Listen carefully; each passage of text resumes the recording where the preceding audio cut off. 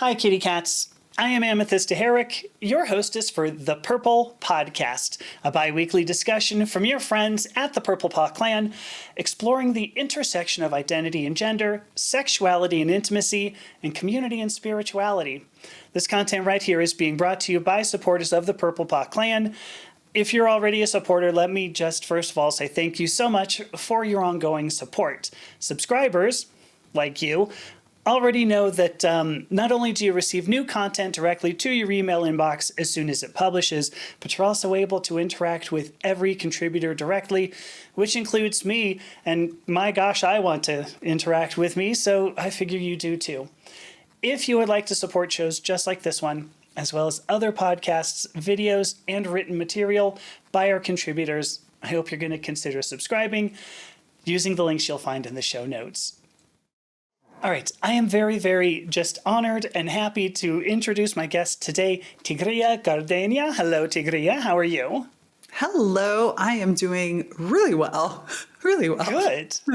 In Italy, I mean, it's got to be a good time. It is. It's been a kind of weird week. It's been a little bit cloudy, but at least it's warm. Like I'm wearing short sleeves. I'm feeling good about it. The swallows are back and they're having a field day in just flying around Gary the Silverfur. They're just amazing. That's and beautiful. So I sometimes will like zone out because they'll do these acrobatics up in the air and I'm just like, wow. Yeah, and today there was a hawk circling up there with them. So it was really cool. With Gary, around Gary? Yeah. Yeah. Gary's amazing. Gary is my like icon right outside my window. I'm staring out and just, I can't even describe all the things that I've experienced with this tree. I gotcha. And if this doesn't give a foretaste of what we were going to talk about today, I don't know what does. By the way, I didn't mention to you, and I was going to, but now I'm going to put this in, saving it for posterity.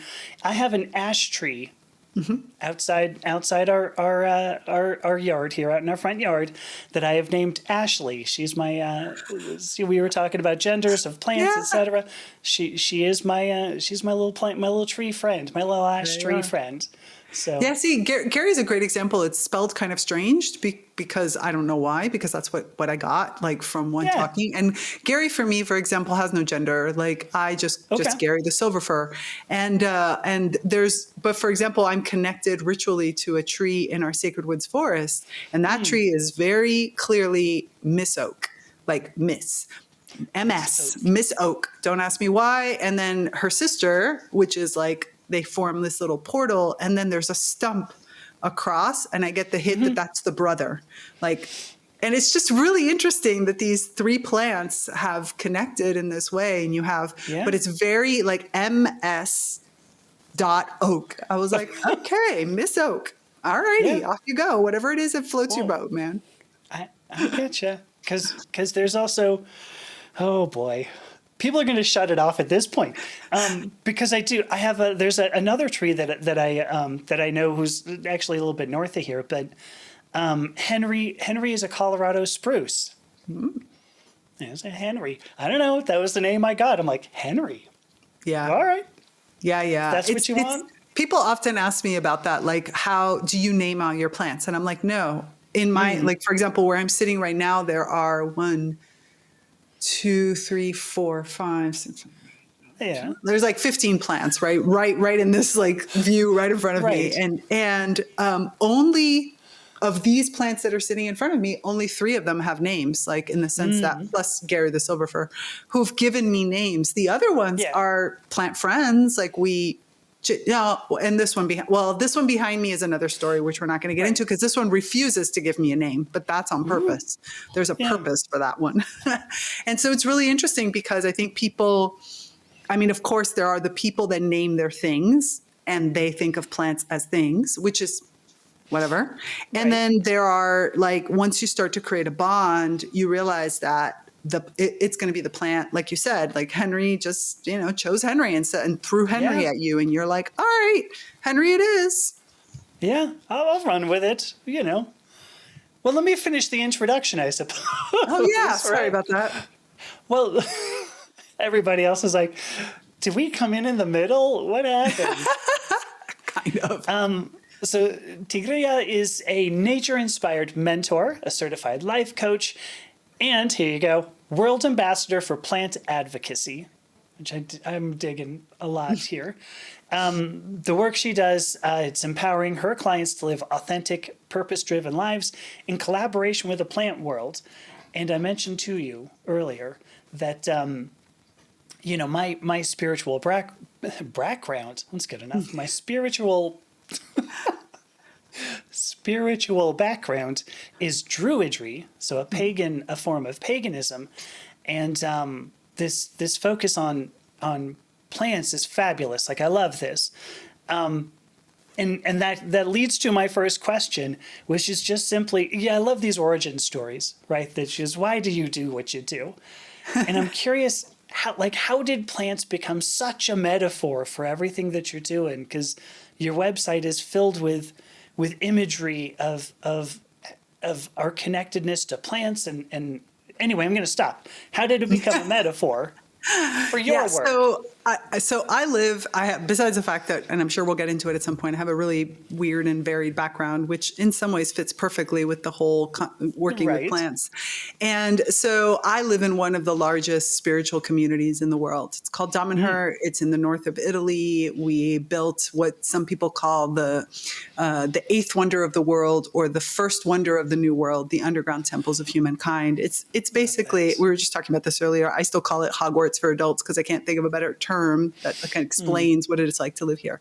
And when I was, in the first year or so that I was here, I have a background that connects music and engineering and technology and event production and a whole series of other things. And I was walking down this hallway and I heard this music. And this music was like no music I had ever heard before. So when I followed the music to try to figure out who was making it or where it was coming from, it was connected. There was like a speaker connected to a box, connected to a plant. And that was it. That was like what the heck? And it felt like this music really felt like the plant was speaking with me. We often think of music as a language, but language is a musicality. It's actually the musicality that comes first. We experience the world through rhythm, through tone, through frequency, through vibration, through all these different things, way before we ever learn how to speak. Actually, we can speak better because of our musical ability and, those types of aspects. So the plant was using this device that I later learned is called the Music of the Plants device. It is a device that we created here starting in the 1970s in the community as a way to really step into a deeper connection to kind of hear the plant world. It's a biofeedback device with, a small algorithm that allows the plant to learn how to do this. But it was that was kind of like this, just like years before I had my spiritual reawakening, this was like my plant reawakening. Like all of a sudden, the plant went from being this object that sure breathed, but that was about it, to actually a being of which I could converse with, of which I could communicate with.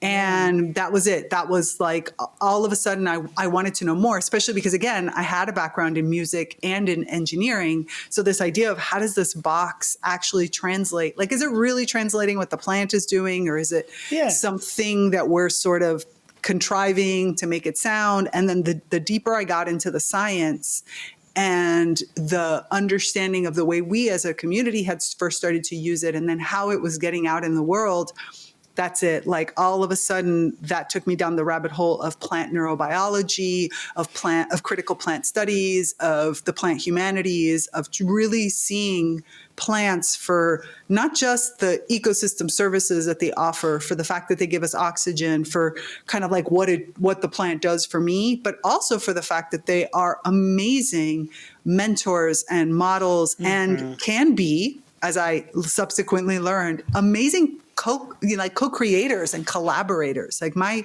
business partner is a plant, and I learn and experience the world in such a richer way because I'm not constrained by my own way of like what I was taught only. And I have much more access to different senses, to different ways of experiencing the world, to an entire thought process around how an ecosystem exists, rather than our unfortunately extremely narrow society that oftentimes humans will create for themselves.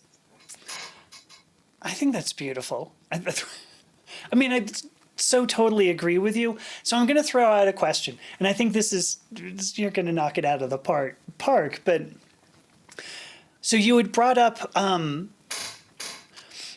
don't remember exactly how you said it, but the idea that the rest of the plant world can be mentors and co-creators was another one that you said, another word that you used.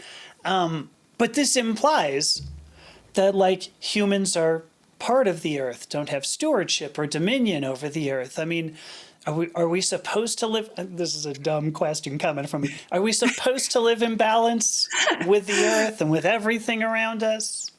Yeah, and I would say that like you said, I mean, it's kind of one of those stupid questions we ask ourselves, but when we know the answer. But in what I found really interesting in this process for me, and what I see from my clients and for the people I work with, is there's a point in which all of this, you sort of step out of your humanness. You step out of this very preconceived notion that honestly is outside of natural rhythms, outside of natural cycles, outside of even what we as humans are here to do, or how we're here to do it. Like when you step into it, and the other word you were looking for is models. And so if you look at a plant, if you try to go through the plant's kind of model of something, and you realize that, of course, the largest amount of biomass now, I think it's down to like 77% of the biomass of the planet are plants, right? This is, we as humans make up less than 1% of the biomass of the planet. The rest is really everything else. Yeah. And so when you step out and you start looking at through the lens of a natural lens, and you start to see the relationship between fungi and animals, of which we are. So it's really kind of silly that we keep talking about ourselves and dominion and all these other things when we are animals. So it's kind of like it already doesn't make sense to begin with. But when you step out and you look at it again, you realize that these artificial constraints that we think we've built to build a society in which we can interact, because the whole premise is that conditioning is about good behavior and common sense and all these other terminologies. Right. But yet the natural world does all of this without any of those kinds of rules.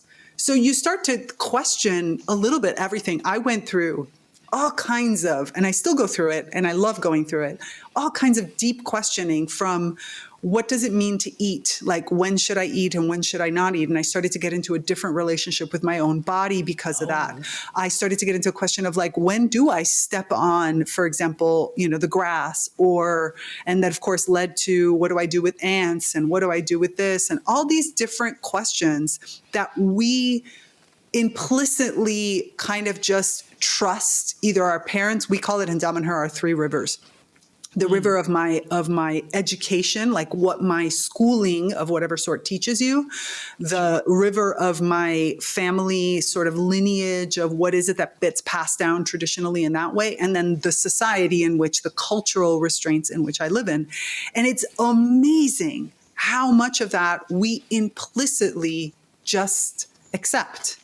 And therefore, accepting it blindly and not even realizing we're accepting it, you don't even realize how much damage you do for yourself. I'll give you a really stupid example that I often use because I feel like it's so much easier to kind of step out of all of the kind of controversial terms. Going to the bathroom, male or female, doesn't really matter, any other gender in between.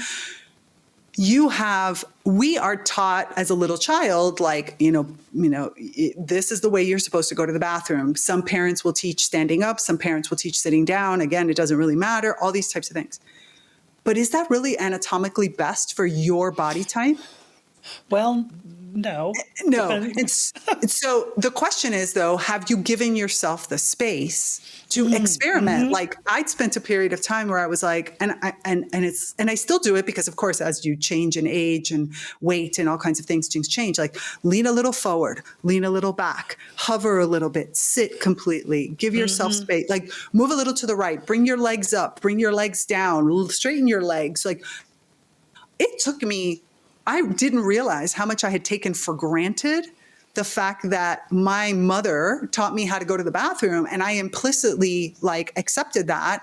And I might have been, I don't know, peeing in a way that just was like not comfortable or not good for my bladder or, all these other things. And it wasn't until I started to do this experiment for myself that I realized, my goodness, we do this with everything. And I like from how we say hello to how we say please and thank yous to things that sound really good and that we think is okay to do. But I live in Italy where please and thank yous do not exist the way they do in the United States. Like, so I thought people were being rude when in reality they weren't. They have a whole series of things that also they do and they think I'm rude. And it's like, no, that's the way my mother taught me how to do it. That's the polite way of doing it. And so it's the plants really helped me kind of see that there's more to expression, and I can receive so much more when I open myself to the idea of curiosity, that everything that's coming in has its place, but I get to use my senses to find its place for me. Oh, yeah, there you go. So each of us is different. Every plant is different. Every ecosystem is different. And, you put different people into the same place, and that's a different system. Exactly. Oh, I love you so much. I think I'm just going to throw that out there. I think it's the purple hair connection, right? Well, there's certainly that. Yes, that doesn't hurt. That doesn't hurt. There's so many directions I want to go. The one of the words that came up, and I don't think you've said it since we started recording, but you brought up ecofeminism, and I happen to be. Well, you know what? I'm going to stop talking about that. I'm going to stop talking about me. Tell me about. Tell me first of all about ecofeminism. I mean, how does this fit into everything that you're thinking about? Yeah. So ecofeminism is basically taking the basic kind of foundation, you might say, the tenets of gender equality and non-patriarchal or non-linear structures, like really looking at the view of the world as an organic process. And so it applies all of these different elements that we've thought about in the feminism movement and applies it to an ecological base. It's really interesting because just recently I was listening to a conference, and the speaker, this was obviously a plants and fungi conference that was fascinating. And the speaker said something that really touched me.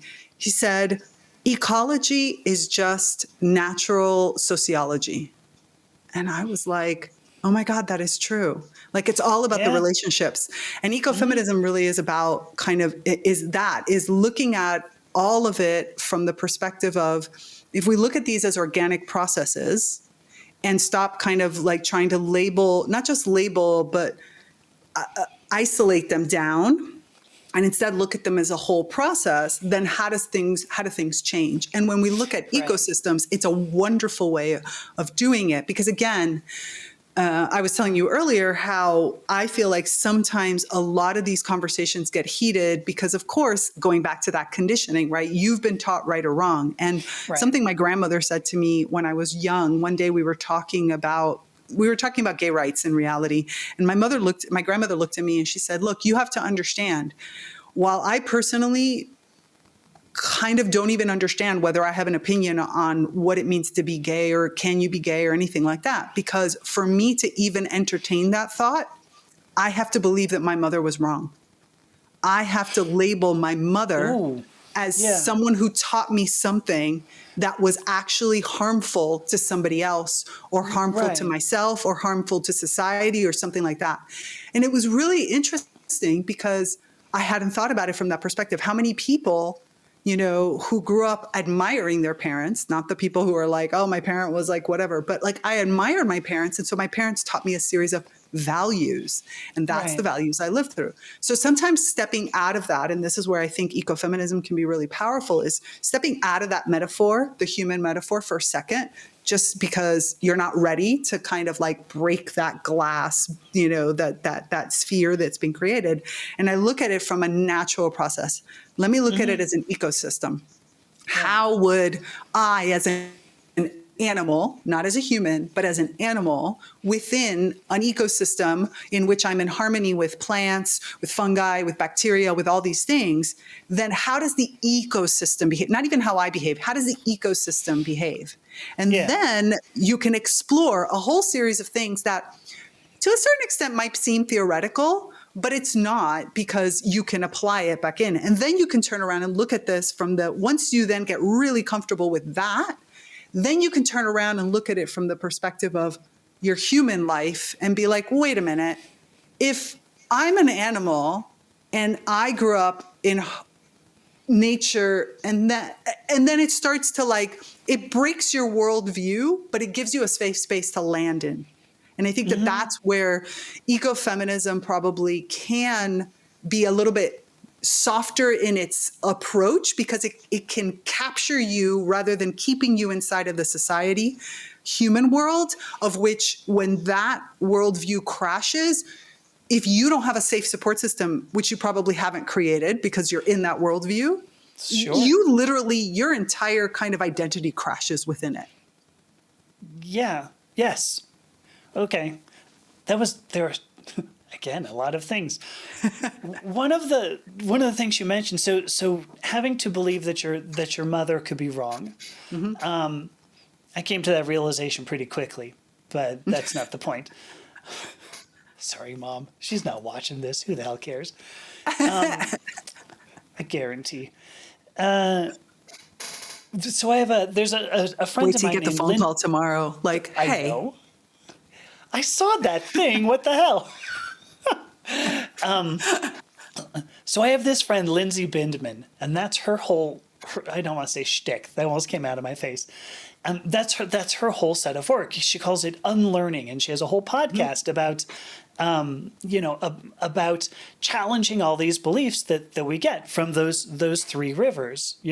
Not just your education, not just your parents, not just the social environment, but also, how do we coexist, as in a system. So that was great. So everybody go out and listen to Lindsay Bindman. There's my quick plug, I guess, for Lindsay. The other thing I would say, my first real introduction to feminism was when I was like 18 or 19 years old, and I had a French, like an English TA. Yeah, she was an English TA. And she said, well, feminism is really seeing the feminine with the same power as the masculine. That there must be a balance. You can't have one or the other, because that's just not the way the universe works. And I'm throwing this out here to say that was my understanding of feminism. And every time I've talked to feminists, especially now that we've gotten to like fourth wave, I kind of go, have we lost the whole path here? But then I heard about ecofeminism and I went, no, that's just feminism. Right. Because the divine feminine, oops, we got it. The divine feminine and the divine masculine are the workings of the universe. And so I find it fascinating that we had to go, well, let's relabel this to ecofeminism when it's like, wasn't that supposed to be the purpose at first? And maybe it's just I had a weird French TA.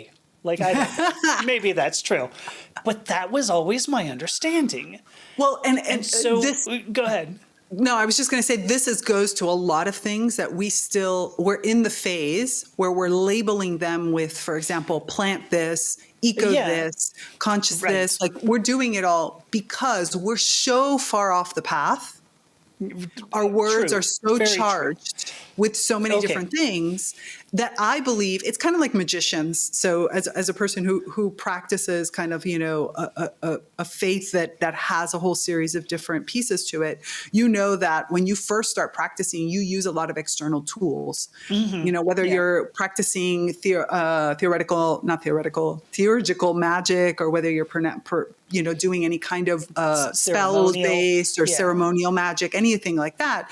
You at first, as a young kind of novice who's just coming leaning into it, you use a lot of external tools because you don't know your own power, you don't know your strength, and you don't know how to use what it is that you inherently have in you. So the external tools help guide that process.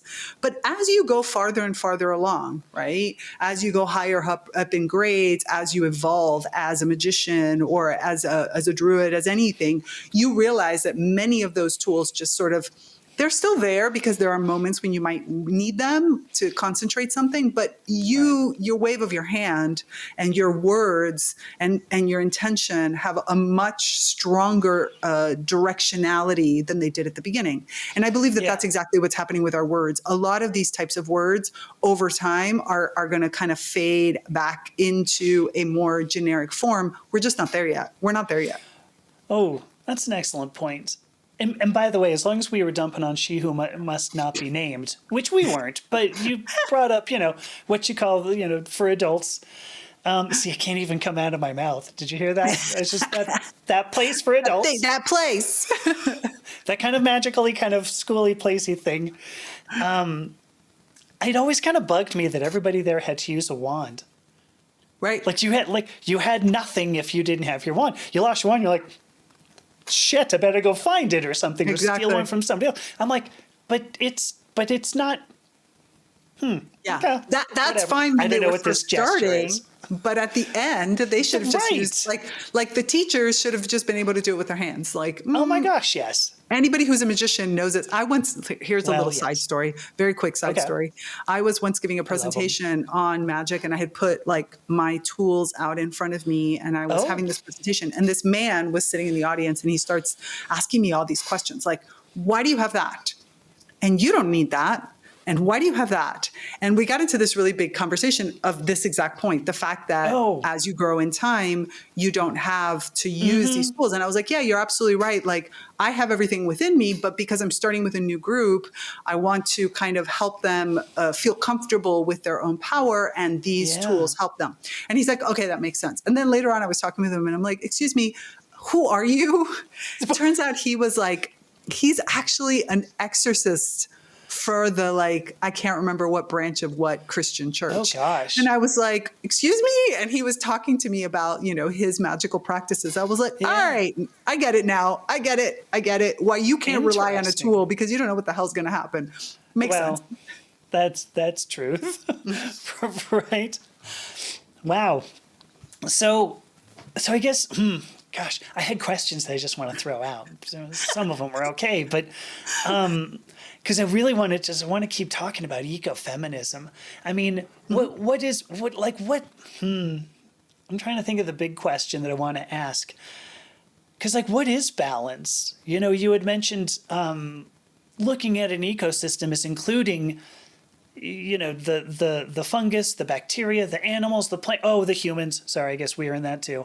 But I think of them as the animals. Okay, the animal. I'm sorry then. Yeah, I already screwed that up. But I mean, what does that entail? I mean, like, how does it happen at, sorry, help me out again, Damanhur?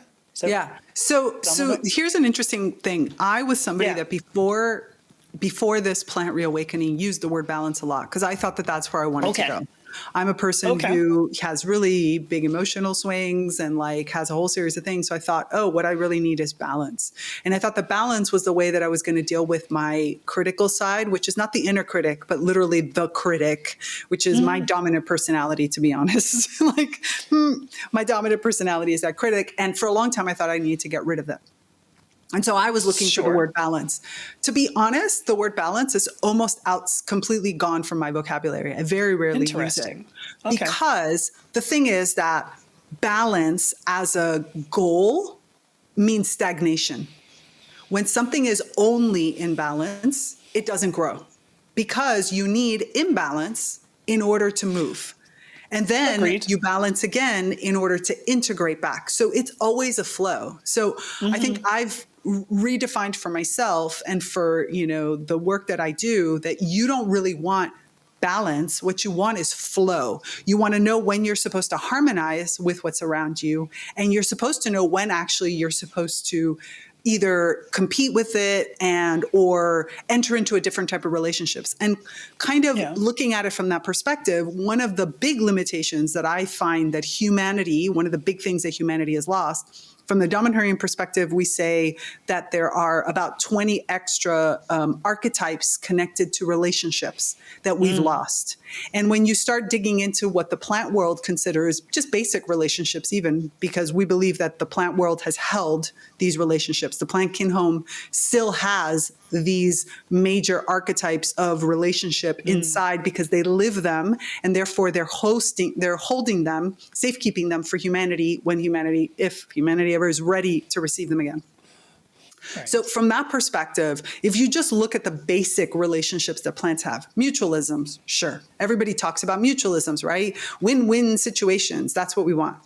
Competition, which does exist in nature, but competition is temporary. We humans are the ones that think you can live in competition all the time.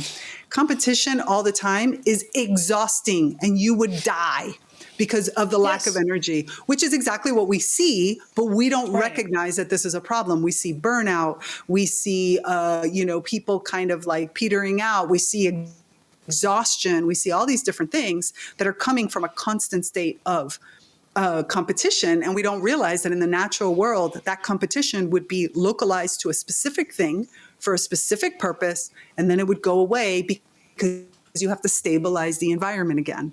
So you would go into and have this competition and then stabilize afterwards. And so then you keep going beyond that. You come to commensalism, where one, is getting a benefit and the other one is neutral. Or you have like predation and parasitism, where, one is actually being kind of in the negative and the other one is getting an advantage from it.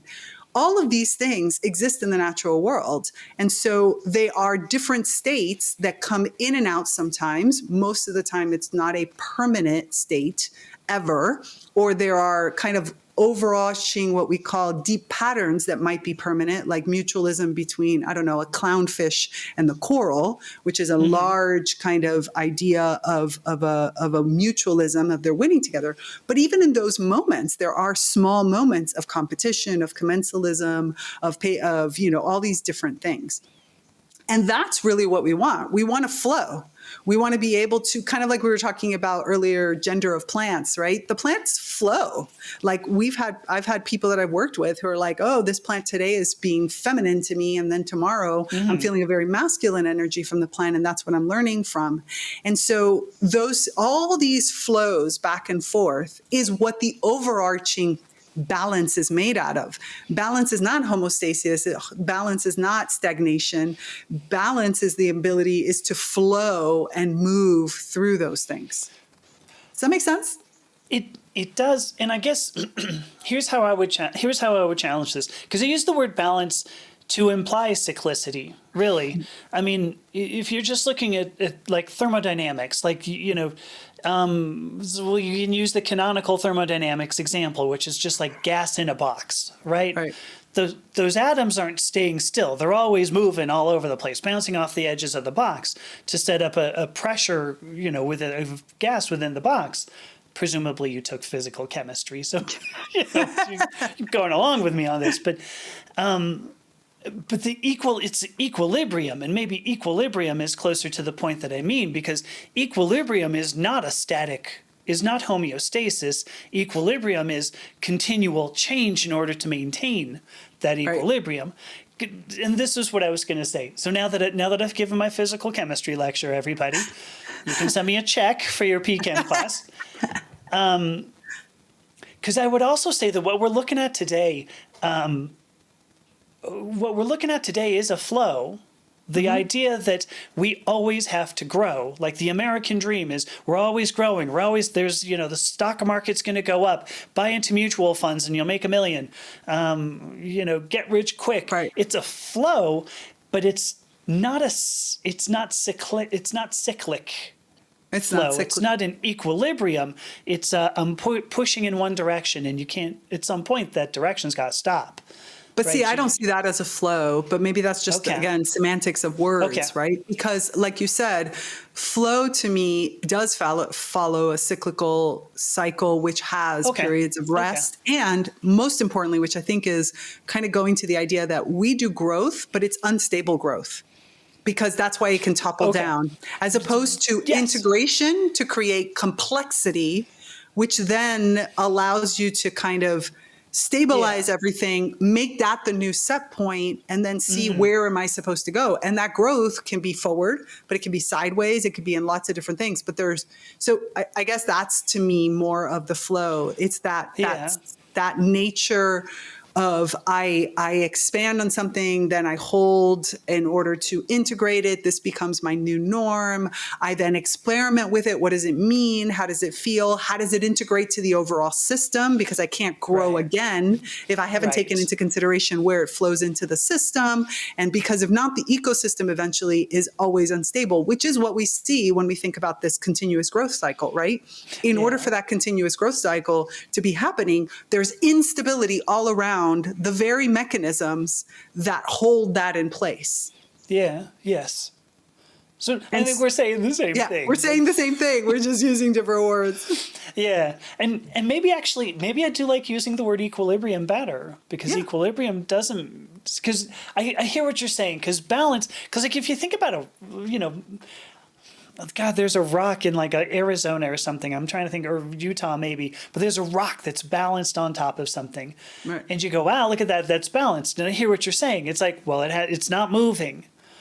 But for a human, because this is the way I think of balance. If you pick up one foot, you are in a state of equilibrium. You are balancing, but oh, how many muscles are working in order to do that? All the systems in your body, your nervous system, your skeletal muscular system, so much is going on to do that. So anyway.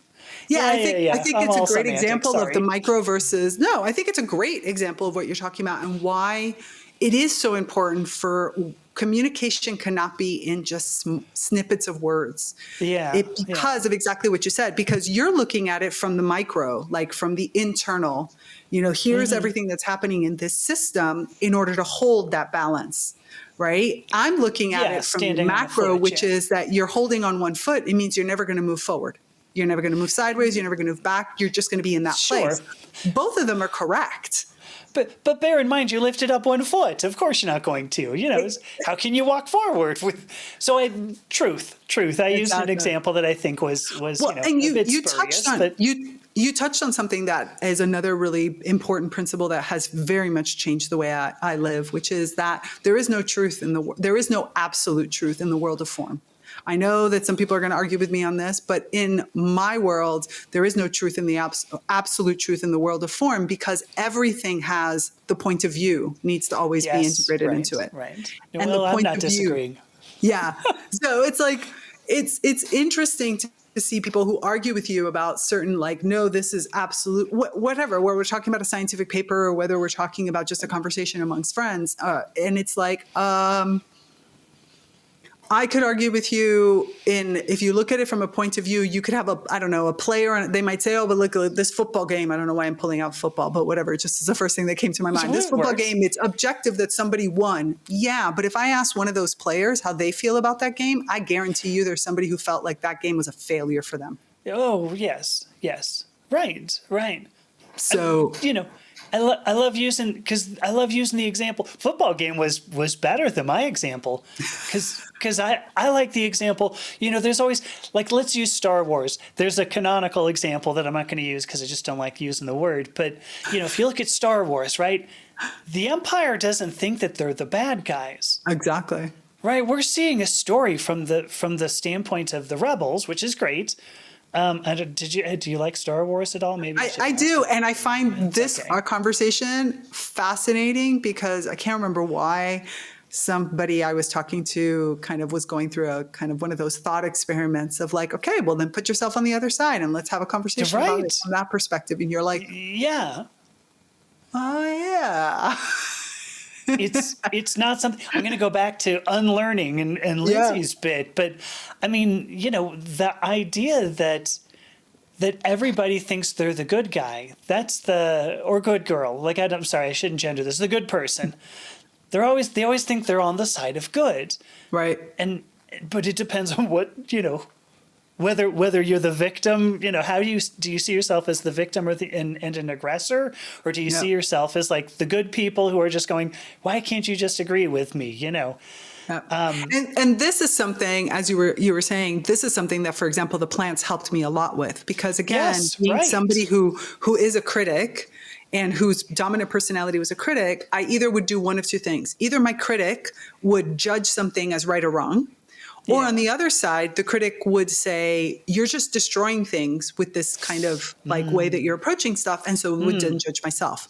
Yeah. And what the plants helped me understand was, again, looking at it like an ecosystem. In an ecosystem, everything is useful. There is no waste, right? There's no garbage can that you can put somewhere. Right. What I create as waste will get used by somebody. And if it doesn't, then we have a problem. And so we got to figure that whole thing out. And usually evolution will create a solution for it, because we'll all start to tweak slightly until we figure out how to make this work, whether that's, a specific species that will grow a way to be able to absorb whatever it is that waste is, or whether there'll be something where I won't produce that same kind of waste because it's not something that the ecosystem can absorb, whatever might happen in some things in this. When I started to think of life in that way, I realized that, okay, that must mean that my critic, who I'm kind of judging in this black and white sort of way, has to have a use somewhere. And that if I put myself into a different point of view, as you said, and I look at myself like I'm looking at myself as the empire, but thinking about it as a rebel. If instead I turn it around and I think of myself as empire from within empire, what's the use of this thing? And then I start looking at it from the perspective of, okay, how can I turn this how can I take this element of myself, this part of myself, and tweak it, explore it in order to find its actual function and its use in this ecosystem that I've created. Right. And so you start to approach the idea with curiosity, with, okay, if even this empire person who's attacking me, if they were in a different situation, where would be the situation where they would actually be good for the universe? Like, where would they be good for space? And you start to then approach it. That doesn't mean you accept everything, but at least you give yourself that space to explore it in a different way. Mm-hmm. This is beautiful. Thank you. I mean, and this is ultimately what you do. This is your work, right? Like, you work with people and go, and by the way, I wanted to say, like, somewhere out there, Richard Schwartz is going, oh my gosh, now there's like a plant metaphor for my parts therapy. What's he call it? I'm trying to think what is that called? Parts. I don't remember. I don't know. I'm not going to stand up and get one of the books I have up there. It'll come to you. It'll come to integrated, you. Internal family systems. There we go. There you go. Internal family systems. So I love that metaphor. And this is what you do with people in their professional lives, I guess, right? I mean, this is your actual work. How does that work? How do we figure that? Like, what does that do for us? Sorry, I'm talking. Yeah, so this is exactly what I do. What I help people do is, I work mainly with the neurodivergent and multi-passionate, in particular multi-passionates, people who have lots of different ideas, lots of different ways of doing things, and who are feeling, again, like there's some of them that I have to cut out, or I'm supposed to do it this way, or I have to do it the way somebody else does. And so my work is about helping a person create their living ecosystem. In other words, first of all, let me identify the ecosystems in which I live in, and where, and are these the ecosystems that I even want to be living in? Because, that's another element. But then taking all and literally dumping everything into it. Like, rather than trying to eliminate, my work is really about, no, we need to find how all of this fits together. All of it has a kind of, I think of it as a beautiful tapestry where you have all these individual threads that are different colors. And so, of course, when I look at all these threads and I look at this, thing that I have to make, I'm like, how the hell do I make this work? But once I start to weave them together, I can start to create these beautiful patterns and combinations.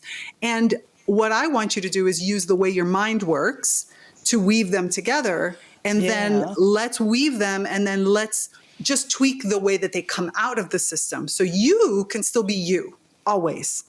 And all we have to do is just kind of not tweak, because that's not what I do, but more of evolve them into, because there's a signal and response that's coming, and I slowly then create it into a way that it can be comprehensible.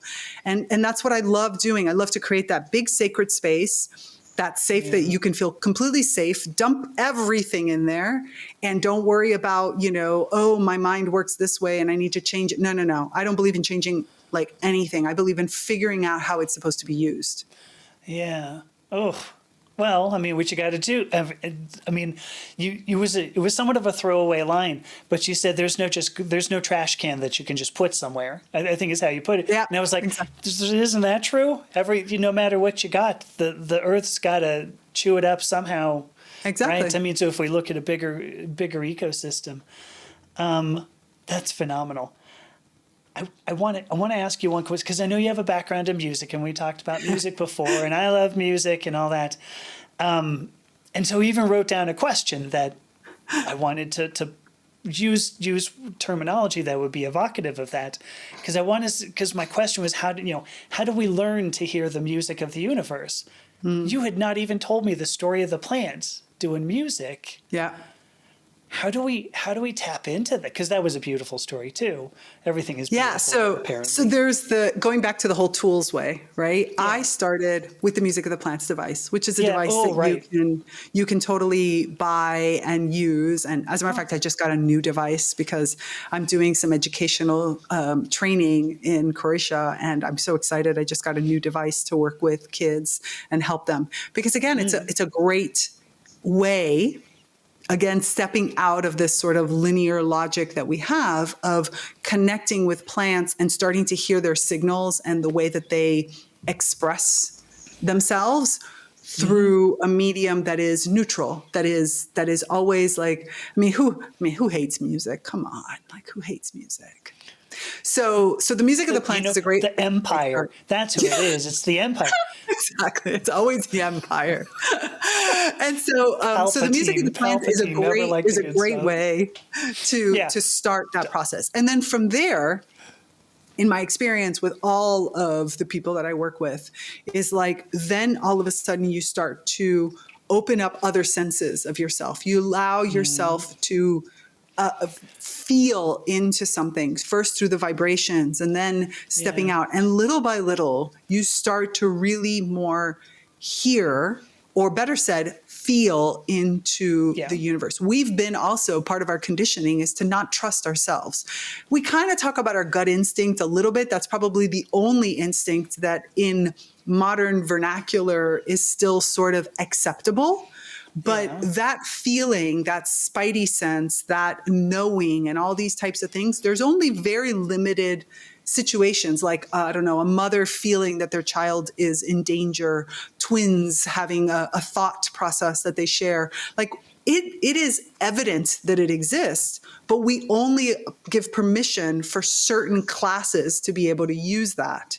Where working with a plant, again, allows you to explore this in a less controversial sort of setting, and then you can start moving. My favorite two ways are, one, really spending time with, for example, one plant, whether that be a house plant or a plant that lives in your neighborhood. It could be Ashley, it could be Henry. And so spending time where you just, even taking the 5 senses that we have, because plants have another 15 senses, and just using those senses as fully as you possibly can. Like really spending time looking up close to the plant, or down at the roots, or pick a leaf or a needle and really stare and use your eyesight much more fully. Much fuller. It's good enough. Good enough. Like it's full capacity.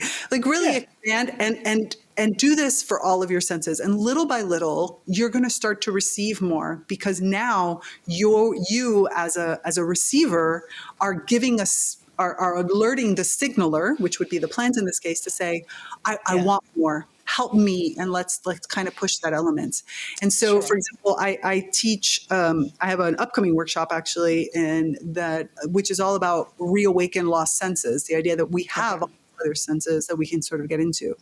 And then that is one of my absolute favorite. The second part of that is that don't try to rationalize it. Draw, paint, use your body to dance.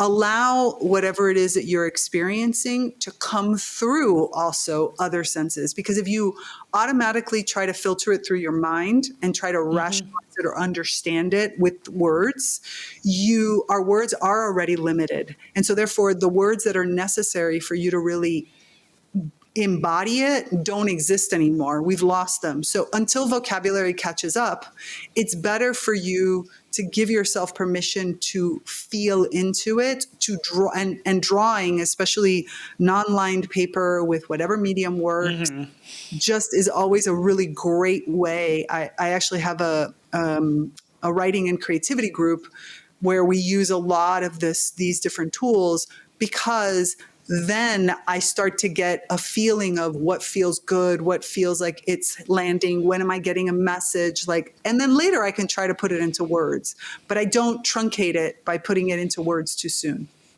I get that.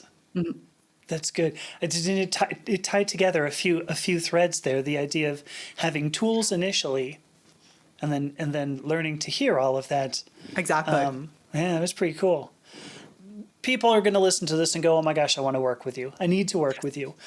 So tell us how we find you on the internet. I've got a few social media things, but lay it. Yeah, lay it on us. I'm luckily pretty easy, because Tigrilla is not exactly a super common name, but basically I am at Tigrilla Gardenia everywhere. So my website is tigrillagardenia.com, my Instagram, my Facebook, my LinkedIn, it's all Tigrilla Gardenia, all over the place. So that way it's super easy to reach me. Yeah, that's pretty easy. And I got to ask too, because I'm looking in the background there. There's Tigger. Is that, yes, right there. Wait, there. Okay. There you go. Perfect. Yeah. Is it because of your name that do you like Tigger? Yes and no. Okay. So again, brief. I'll do it briefly. So no, it's fine. I've always loved Tiggers. Since my probably early 20s, I actually in my room have a collection of Tiggers. It's one of the few things that has traveled around the world with me. And because I've moved to multiple countries, and so the Tigger collection has followed me around. And this is the latest in my collection, who I walked into a store, a secondhand store, and I saw him and I grabbed him, and I'm walking around and my friend looks at me and she's like, "You are taking him home, aren't you?" And I was thinking, "No, I'm just playing with him." She's like, No, you're taking him home. He's become the centerpiece of so many conversations. It just cracks me up.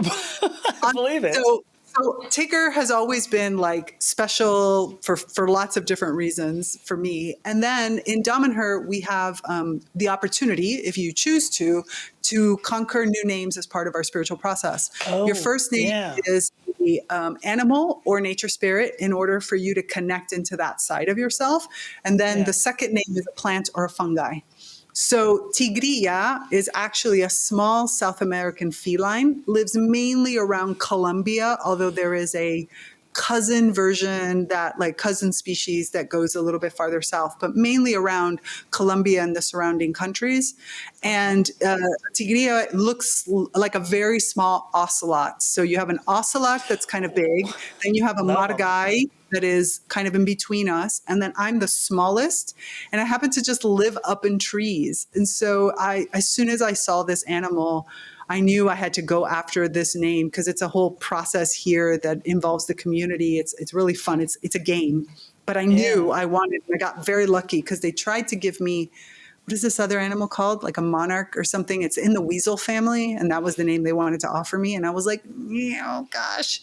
But no, I ended up getting mine. Yeah. No, I see cats for you. Definitely cats. Yeah. So plants and felines, man. Yeah. Plants and felines. And I've just got to say too, just because it's an A.A. Milne, I'm going to paraphrase A.A. Milne for a moment, but the wonderful thing about Tigrilla is that Tigrilla is a wonderful thing. Bouncy, bouncy, bouncy, bouncy. Yeah, right. I don't know if your bottom is made out of springs, but Oh, no, I'm Cuban. It's pretty big and it's got movement to it, so I'm good. Thank you for that. Fell out of my face, and I'm like, I hope she doesn't go, you know what? Piss off. Man, I can't remember how that goes though. The wonderful thing about Tiggers are wonderful things. Because of the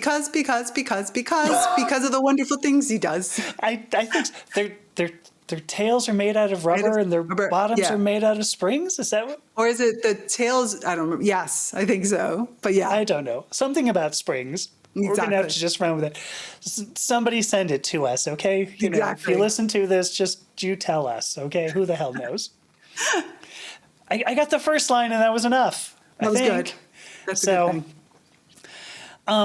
Gosh, is there anything else that you want I mean, this is so fascinating. What's the, I mean, if I just said you have open topic, like what would you talk about? If you just if I met you and I said, give me your 5-minute spiel, I have microphone. My 5-minute spiel. That's a hard one.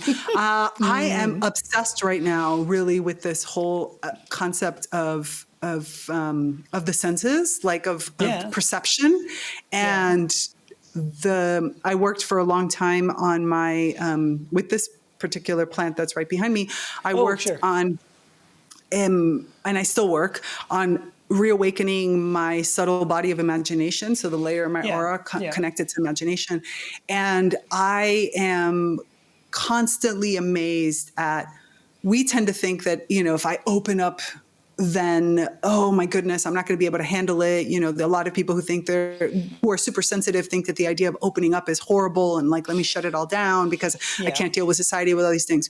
What I have found is to be the complete opposite. And the work that I do kind of shows that the more actual open my receptors are and the more I'm actually perceiving in a more 360 kind of degree way, looking at it as a being of nature, the easier it is to discern and to find the place where I'm supposed to put my attention and move it. It's almost like in that opening, I get so many more cues and understanding that make it easier for me to see because remember, plants are sessile, man. They can't run away.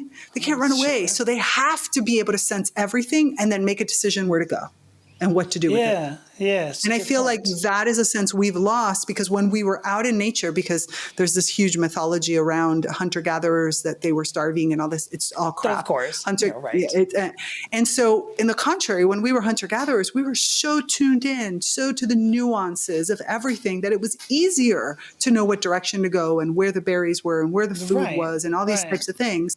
And there was a relationship that was happening. And I just want us as human beings to regain our true place in nature. As beings of nature. I think that's awesome. I want to ask too, because you said, because I have trouble, at least occasionally. This would be a free session, but because I have trouble, I'll go out into a crowd and I'll just be like, oh my gosh, too many things going on. When you were talking about the idea, if you can allow yourself to expand that out, to allow that to expand out, it actually becomes easier on you. Mm-hmm. It made me think, and forgive me, but you've been in the musical world, so made me think kind of like a compressor, where you have this lower level, right? And from that lower level, you want to bump everything up to a particular level. Anybody who doesn't know what a compressor does, that's what it is. So you said this low level, like a threshold level that when if a noise is greater than that threshold level, it gets increased up to whatever the compression ratio is, or up to the compression ratio.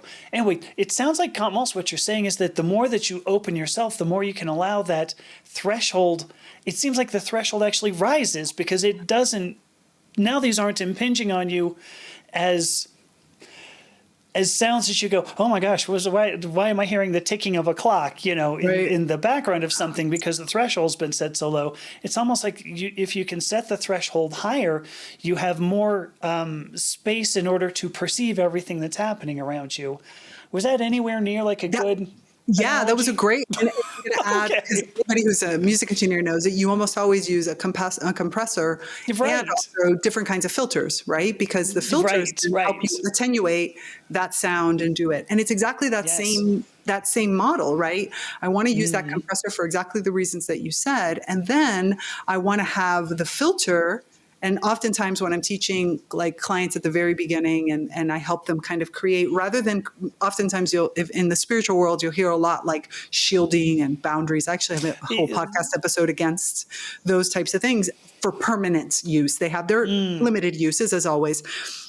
But the idea that instead you want to create a filter, something that allows you to know what you're looking for, like even intuitively, and then take everything in and then filter for the things that will give you the information that you need in that moment. And so it's this constantly changing filter that you also add to that compression ratio that you were talking about. Yeah. Yeah. So you have a dynamic EQ. Yeah, that's exactly it. In fact, actually, we might even, you know what, let's think of it as like a multi-band compressor then. Right. So it's frequency probably dependent. Much more accurate. I like it. I like the metaphor. Oh my gosh. I can't believe that we just geeked out over like wave theory, essentially. But exactly. I told you. I have a degree in music engineering. I am all for it. It's good to use it every once in a while. Right. Not to try to use it all the freaking time. I use it all the freaking time. Well, I think they're great analogies. I think they're really great analogies, and they play so much into. You said everybody loves music. We understand vibrations. We start by understanding vibrations and sounds. Right. And I think that's why they're such good analogies, because people do get it. If you go, oh yeah, if something's too loud, if something's too low, I've got to turn it up. But okay. Anyway, geeking out is done, everybody. I promise you. All right, let me go ahead and do a little bit of a wrap up now. I just want to say thank you so much, Tigrilla. I mean, this has been truly amazing. Just thank you for being the person you are, and thank you for coming on and telling us everything you do. It's great. Well, the feeling is 100% mutual. Thank you for all of this. Like I just love the breath and the what's the word I'm looking for? I love that we've been able to use so many different models and metaphors and expressions, but still always coming back to that same core, that we're talking about. And I love that because, like you said, all of our minds were completely different. So thank you for your ability also to capture what's being said and put it through different filters in order for it to be comprehensible to a wider range of people. Oh, thank you. No, it's beautiful. All right. Well, so I am Amethyst Herrick. You're listening to the Purplepodcast. I've been talking with Tigrilla Gardenia. Still did it right? That was good? Yes, you said it perfectly. See, I knew Spanish classes were going to pay off 40 years ago or something. It was too long to talk we don't say that years ago. I know. It's whatever. It's a couple of days ago. Anyway, been speaking with Tigrilla Gardenia, and we have talked about the plant kingdom, our interconnectedness, ecofeminism, and God damn it, I always try to grab like something funny out of what you've said, and it totally left my mind. Well, I'm gonna give you one that I'm gonna leave you thinking about. It's not really funny, but it's something that's gonna leave you curious. So we had a big conversation. So I have an online community called the Naturally Conscious Community. And in the Naturally Conscious Community, we had a big conversation about the idea of kingdom, right? And remember, I was telling you earlier, I don't think we talked about it as we were recording, but go look up Robin Wall Kimmerer and Nature Needs a New Pronoun. And we talk about ki and kin as new pronouns for plants or for really beings of nature, with ki being singular and kin being plural. So we ended up, because we had a big conversation about the idea of first king, right? King, queen, blah, blah, blah, all that kind of stuff when you think about a kingdom. And then we thought about dom, which you've talked about multiple times, the idea of dominion, the mistake of stewardship or of being in relationship with kingdom, with a dominion and like controlling and all these types of things. So we ended up with kin home. So the plant kin home. I love that. The plant kin home. All right, I know. Isn't that like so much better than trying to call it a kingdom with all of its like cultural references of like kin home, kinship in a home? That makes perfect sense to me.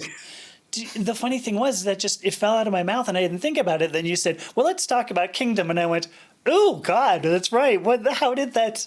But it's one of those rivers. It's one of our rivers, one of big one. the at least 3 rivers there. That's my conditioning. Crazy. All right. Well, thank you for that. Thank you for that. All right. Thank you again. Thank you. Thank you Bye. so much. Mwah.